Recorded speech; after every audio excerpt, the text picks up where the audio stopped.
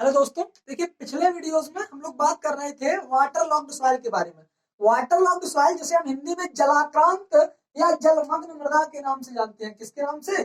जलाक्रांत या जलमग्न मृदा के नाम से जानते हैं। ठीक है, तो वाटर लॉग्ड सॉइल के बारे में हमने लगभग बात कर ली थी। उसमें आपका एक पॉइंट या एक टॉपिक बचा हुआ था जो कि आपका हमने देखी, उसमें आपको बताया था, कॉन्सेप्ट भी हमने आपको समझा दिया था कि उसका क्या कॉन्सेप्ट होता है जलाक्रांत मृदा का। जलाक्रांत मृदा या जलमग्न मृदाएं क्या होती हैं, वाटर लॉग्ड सॉइल क्या होती हैं और उनके बनने के क्या कारण होते हैं, उनके क्या कैरेक्टरिस्टिक्स होते हैं। ठीक है, उनके बारे में हमने बात कर ली थी। सिर्फ छोटा सा पॉइंट है या टॉपिक कह सकते हैं कि जो आपकी जलाक्रांत मृदाएं या जो वाटर लॉग्ड सॉइल होती है उनका जो है हम प्रबंध कैसे कर सकते हैं। क्या कैसे कर सकते हैं? प्रबंध, यानी कि उसका मैनेजमेंट हम कैसे करेंगे, तो उसको भी हम यहाँ पर समझ लेते हैं। देखिए, बात करते हैं मैनेजमेंट की। मैनेजमेंट का मतलब होता है प्रबंध करना। मैनेजमेंट का मतलब होता है प्रबंध करना। तो देखिए, प्रबंध हम किस प्रकार से करेंगे कि देखिए, वाटर लॉग्ड सॉइल हमने कॉन्सेप्ट बताया था कि जहां पर निचली भूमियां होती हैं वहां पर पानी का अधिक भर जाना और वहां पर हम खेती करते हैं, तो वहां पर जो हमारी खेती होती है वह जो पूर्ण रूप से उसका जो प्रोडक्शन होता है वह कहीं ना कहीं डिक्रीज हो जाता है। तो उस जो हमारे प्रोडक्शन में लॉसेज होते हैं उस लॉसेज को बचाने के लिए, ताकि हमारी मृदाएं जो जलाक्रांत हैं, जलमग्न मृदाएं हैं, उनसे हम किस प्रकार से बचें, और यदि हमारी मृदा जलाक्रांत या जलमग्न हो चुकी है तो उस पर हम किस प्रकार से क्रॉप प्रोडक्शन लें, ताकि हम उसमें क्या ऐसी प्रैक्टिसेस अपनाएं ताकि हमें अच्छे से अच्छा प्रोडक्शन मिल सके। ठीक है, तो प्रबंधन का सिर्फ यही मतलब होता है। ठीक है, अब देखिए, जैसे हम यहाँ पर प्रबंध कर रहे हैं किसका? वाटर लॉग्ड सॉइल का। तो जब वाटर लॉग्ड सॉइल का हम प्रबंधन कर रहे हैं तो यहाँ पर हम इस चीज को ध्यान रखेंगे कि वाटर को हम कहीं ना कहीं, जब हम, जैसे हमने बनने के कारण में आपका बताया था वर्षा का वितरण। अब देखिए, वर्षा को तो हम हाथ में नहीं ले सकते हैं बिकॉज यह जो है नेचुरल होती है।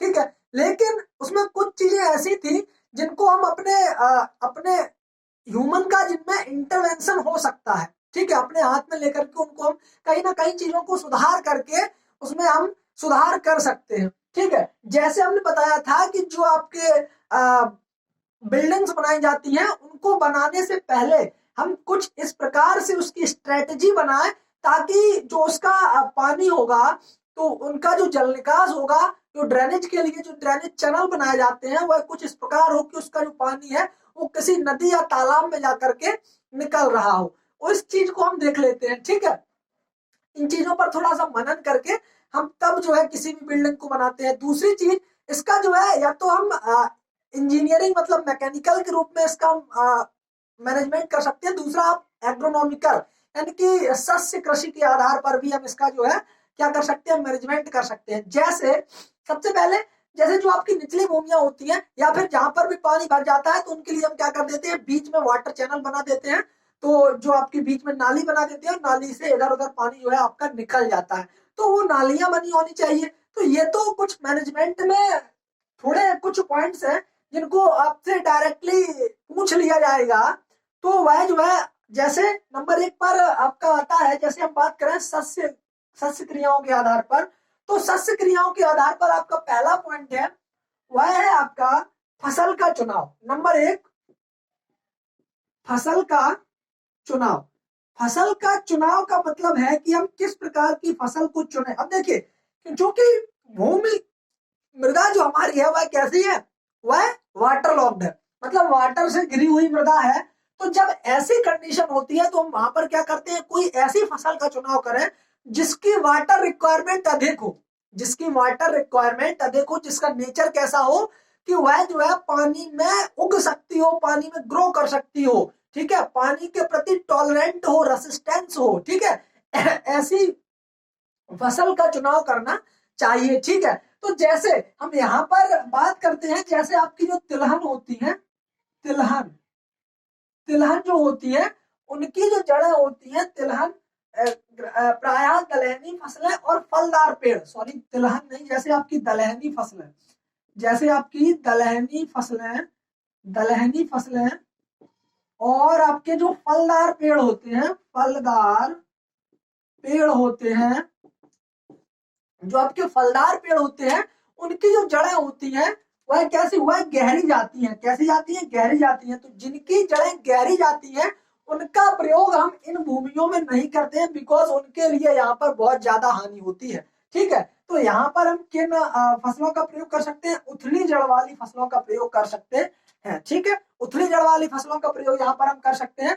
अब देखिए, जैसे यहाँ पर फसल का चुनाव हो गया, जैसे हम यहाँ पर धान को ग्रो कर सकते हैं। ठीक है, धान को हम ग्रो कर सकते हैं, लेकिन धान के बाद यदि आपसे पूछा जाए कि जैसे मक्का होती है, बाजरा होता है, ज्वार होता है, इनमें से, बिकॉज जो मक्का है, बाजरा है, ज्वार है, इन्हें पानी की आवश्यकता कम होती है, लेकिन तीनों के ऑप्शन में यदि आपसे बात की जाए कि मक्का, बाजरा और आपका जो ज्वार है, यानी कि सोरगम, मेज और आपका क्या, पर्ल मिलेट, इनके यदि सिर्फ यही ऑप्शन में और पूछा जाए कि इनमें से कौन सा पानी ज्यादा चाहने वाली फसल है या वाटर लॉक्ड कंडीशन में सबसे ज्यादा ससेप्टेबल कौन सी है, तो वहां पर जो है आपकी ज्वार होती है। बिकॉज मक्का और जो आपकी यानी कि मेज और पर्ल मिलेट से कहीं ज्यादा ससेप्टेबल होती है कौन सी, आपकी ज्वार। कैसी, सोरगम। ठीक है, तो धान और धान के अलावा खरीफ में यदि हम बात करें तो वहां पर आपकी ज्वार होगी, किसमें, खरीफ में। ठीक है, तो पहली धान और दूसरी जो है आपकी ज्वार होती है। तो इस प्रकार से हम फसलों का यदि चयन करते हैं तो हो सकता है कि हमारा जो प्रोडक्शन होगा वो कहीं ना कहीं इंक्रीज होगा। ठीक है, दूसरी चीज, दूसरा है आपका किस्मों का चुनाव। क्या है, किस्मों का चुनाव। अब देखिए, कुछ ऐसी किस्में होती हैं, यानी कि कुछ ऐसी स्पीसीज होती हैं, कुछ ऐसी वैरायटीज होती हैं जिनका हम चुनाव जो सिर्फ इसीलिए बनाई गई है कि वह उनके प्रति रेसिस्टेंसी पावर डेवलप कर सके, ससेप्टेबल हो सके, टॉलरेंसी दिखा सके। तो जैसे कि आपका किस्मों का चुनाव होता है, किस्मों का चुनाव का मतलब हो सकता है कोई ऐसी वैरायटी को हम चुने जो जलाक्रांत या जलमग्न भूमि में अच्छे से ग्रो कर सके। जैसे आपने राइस में सुना होगा, जो कि आपकी जलप्रिया है, जलमग्न है, जलधि है।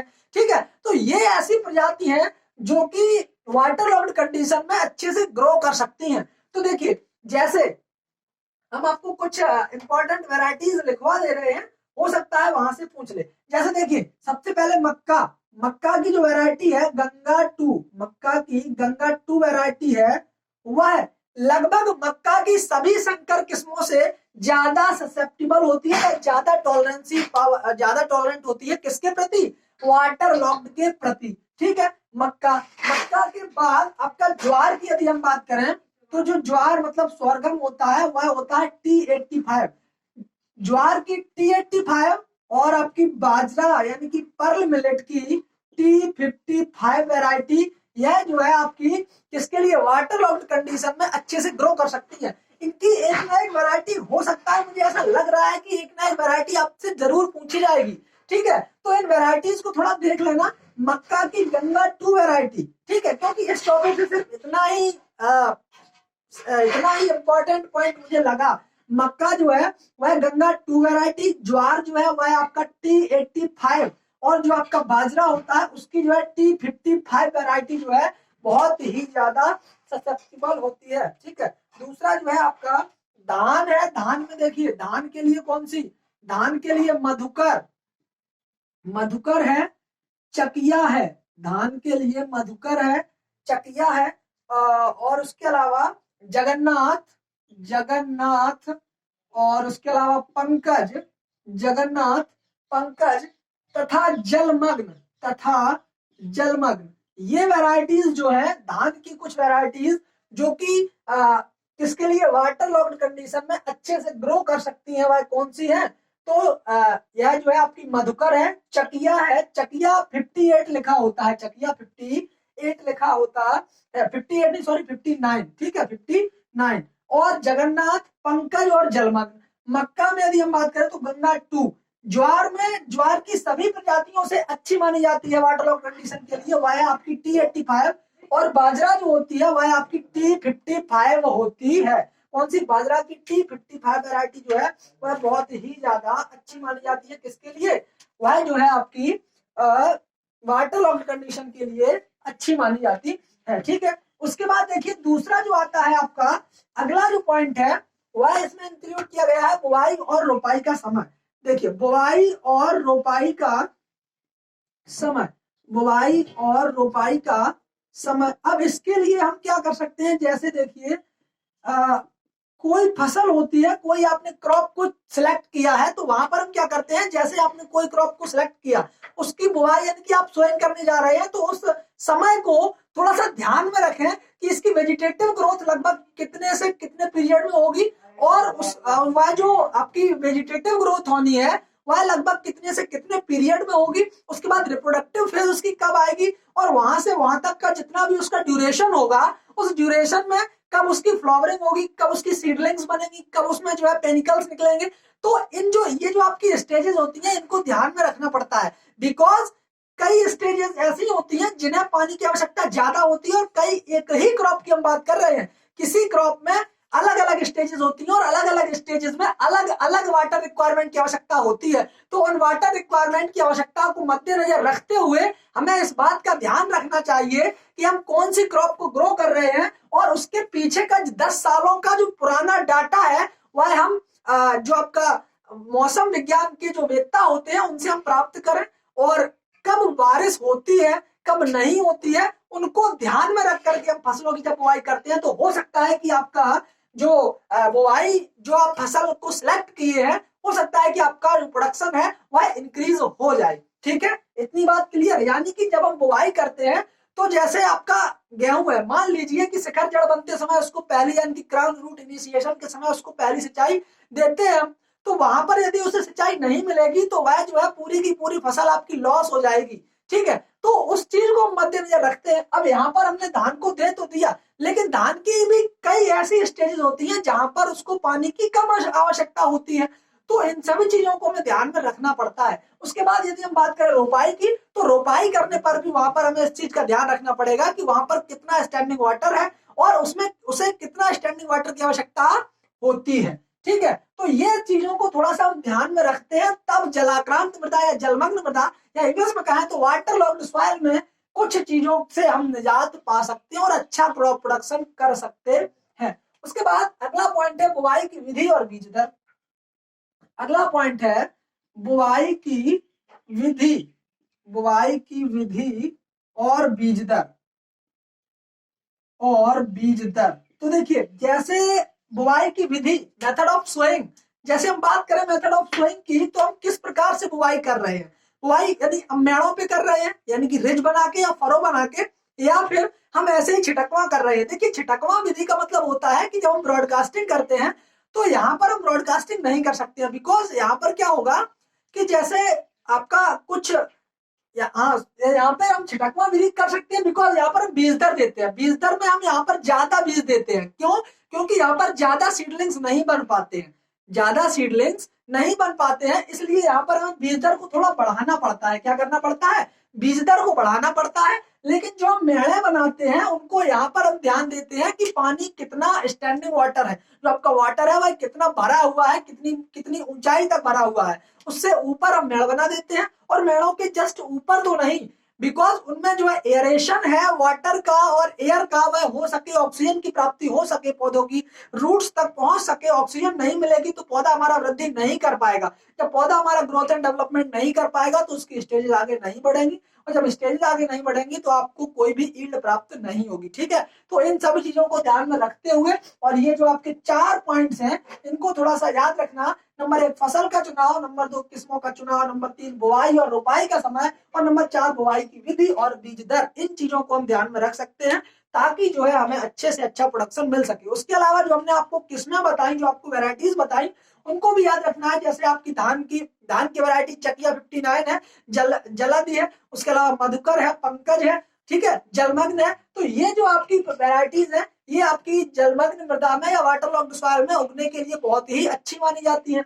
गंगा 2 जो कि आपकी मक्का की वैरायटीज है, मक्का की सभी संकर वैरायटीज के अलावा जो आपकी गंगा 2 वैरायटी है उसे हम वाटर लॉग्ड कंडीशन में ग्रो कर सकते हैं। उसके अलावा जो आपकी ज्वार की वैरायटी है T58, और उसके अलावा इसकी क्या नाम, उसके बाजरा की T55। ठीक है, तो ये जो वैरायटीज हैं इनको थोड़ा सा याद रखना, और हो सकता है कि आपसे पूछ लिया जाए। यहीं पर शायद एक चीज हम आपको और बता दें कि जो आपकी ज्वार की वैरायटी है, जूट की वैरायटी कौन कौन सी अच्छी मानी जाती है, वह है आपकी JRC 212, JRC 212, और दूसरी वैरायटी आपकी JRO 632, JRO632, ये जो वैरायटीज है ये आपकी जूट की वैरायटीज है। तो इनमें से हो सकता है गारंटी के साथ आपका मक्का, बाजरा, धान और जो है आपका मक्का, बाजरा, धान और ज्वार, इन चार में से कोई एक वैरायटी फंस जाएगी गारंटी के साथ। ठीक है, तो ये आपका पूरा का पूरा हो गया क्या, सॉइल साइंस का वाटर लॉक्ड सॉइल पूरी कंप्लीट हो चुकी है। बची हुई है आपकी इरोडेड सॉइल। इरोडेड सॉइल के भी लेक्चर हम आपको जल्दी से जल्दी प्रोवाइड करा देंगे। ठीक है, आपका सॉइल साइंस का कोर्स पूरा का पूरा कंप्लीट हो जाएगा। ठीक है, तो यदि वीडियो अच्छा लगा हो तो वीडियो को लाइक, कमेंट, शेयर अवश्य करें। आपसे आगे मिलते हैं अगले वीडियो में, तब तक के लिए जय हिंद, जय भारत, धन्यवाद।